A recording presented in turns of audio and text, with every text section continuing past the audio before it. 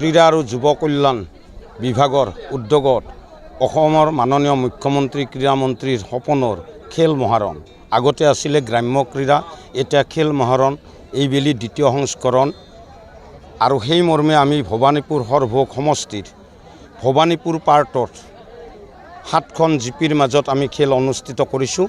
আজি 7মখন গাঁও পঞ্চায়তৰ খেল নিজ ভবানীপুৰ গাঁও পঞ্চায়তৰ খেল ভবানীপুৰ উচ্চতৰ মাধ্যমিক বিদ্যালয় খেলপথাৰত অনুষ্ঠিত কৰা হৈছে।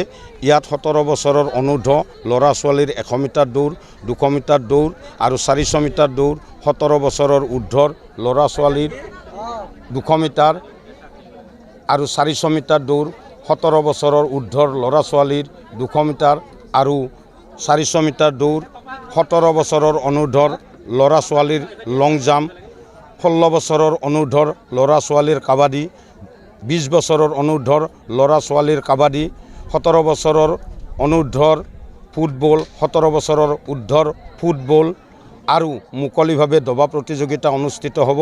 আৰু অহা পৰহি 21 নৱেম্বৰ তাৰিখে আমি গলীয়া জিপি নিজ ভবানীপুৰ জিপি কলবাৰী জিপি আৰু সৰুপেটা জিপিৰ মাজত ট্ৰেডিশ্যনেল ৰোড চাইক্লিং আমি অনুষ্ঠিত কৰিম সৰুপেটা হাইস্কুলৰ পৰা।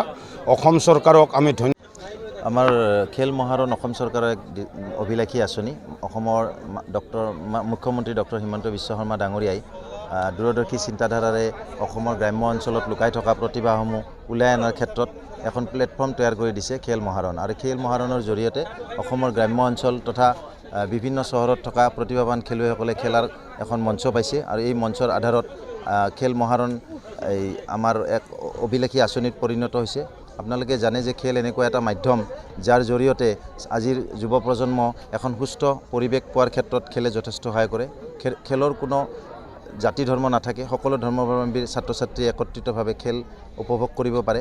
আৰু অসম চৰকাৰৰ এই অভিলাষী আঁচনিৰ মাধ্যমত আমাৰ গ্ৰাম্য অঞ্চলত থকা প্ৰতিভাৱান খেলুৱৈসকলে এখন মঞ্চ পাইছে। আৰু এই মঞ্চৰ আধাৰত তেওঁলোকে সমষ্টি ভিত্তিত তাৰপিছত জিলাৰ পৰা ৰাজ্যৰ পৰা ৰাষ্ট্ৰ পৰ্যায়লৈকে খেলিবলৈ সুযোগ পাব। আমি আশা কৰিছোঁ গ্ৰাম্য অঞ্চলতে ৰত্ন থাকে, গতিকে যেনেকৈ হিমা দাস আমাৰ লাভলীনা বৰগোহাঁই ৰাষ্ট্ৰীয় পদক পাইছে, অলিম্পিকত পদক পাইছে, আমি গ্ৰাম্য অঞ্চলত দেখিছোঁ যথেষ্ট পৰিমাণে মহিলা ছোৱালী খেলুৱৈসকলে অংশগ্ৰহণ কৰিছে।